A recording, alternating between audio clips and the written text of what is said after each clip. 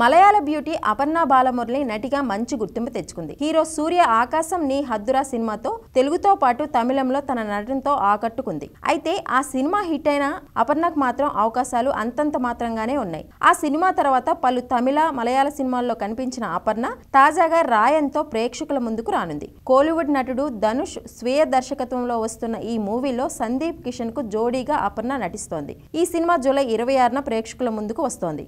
ఇక విడుదల తేదీ దగ్గర పడడంతో వరుస ప్రమోషన్స్లో పాల్గొంటోంది అపర్ణ. ఈ క్రమంలోనే ఒక ఇంటర్వ్యూలో ఇంట్రెస్టింగ్ విషయాలను పంచుకుంది. అందరూ లావుగా ఉన్నావు, అమ్మ పాత్రలు చేస్తావా అని కామెంట్లు చేసేవారని తెలిపింది. నేను సినిమా రంగంలోకి వచ్చిన కొత్తలో సన్నగా ఉండేదాన్ని. అప్పుడే జీవి ప్రకాష్తో సర్వం తాళమయం అనే సినిమా చేశాను. అయితే ఈ సినిమా అనంతరం అనుకోకుండా లావయ్యా. దీంతో ఆఫర్స్ తగ్గిపోయాయి. ముఖ్యంగా ఎవరిని కలిసినా మీకు అమ్మ పాత్రే సూట్ అవుతుంది అంటూ మొహం మీద చెప్పేవారు.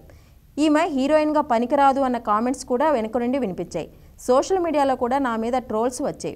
అవి చూసి మొదట్లో చాలా బాధపడ్డాను. ఇండస్ట్రీలోకి అసలు రాకుండా ఉండాల్సింది అనుకున్నాను. లాక్డౌన్ కంటే ముందు సుధా కొంగర సినిమా ఆకాశం నీ హద్దురాకు ఆడిషన్ జరిగితే వెళ్ళాను. సుధా మేడం నా నటన చూసి ఓకే చేసింది. ఆ సినిమాలో నేను ఉంటాను అని కూడా ఎప్పుడూ అనుకోలేదు. ఆ సినిమాలో బొమ్మీ పాత్ర నాకు మంచి పేరు తెచ్చిపెట్టింది. ఇప్పుడు రాయన్లో చేస్తున్న పాత్ర కూడా నాకు గుర్తుండిపోయేలా ఉంటుంది అని చెప్పుకొచ్చింది అపర్ణ బాలమురళి.